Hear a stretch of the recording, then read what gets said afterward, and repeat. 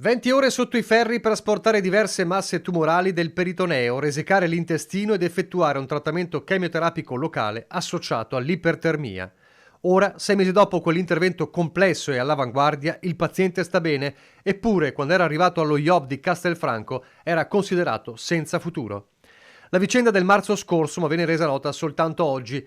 Il 36enne soffriva di una diffusa neoplasia al peritoneo con interessamento dei visceri, situazione clinica considerata difficilmente curabile. Ma l'equipe di chirurgia oncologica delle vie digestive dell'Istituto Oncologico Veneto, diretta da Pierluigi Pilati, ha studiato accuratamente il caso, decidendo per un intervento radicale. Si spalancano le porte della sala operatoria in quella che diventerà un'operazione grande per complessità e durata, con un'ulteriore particolarità. Viene divisa in 2 tempi.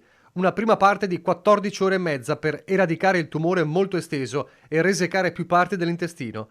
Poi, dopo una pausa di 2 giorni per consentire al paziente di stabilizzarsi, una seconda parte per altre 5 ore e mezza, durante la quale si è proceduto ad effettuare la chemioterapia a 42 gradi, in ipertermia. E ora, a distanza di 180 giorni, il paziente che tutti pensavano spacciato sta bene.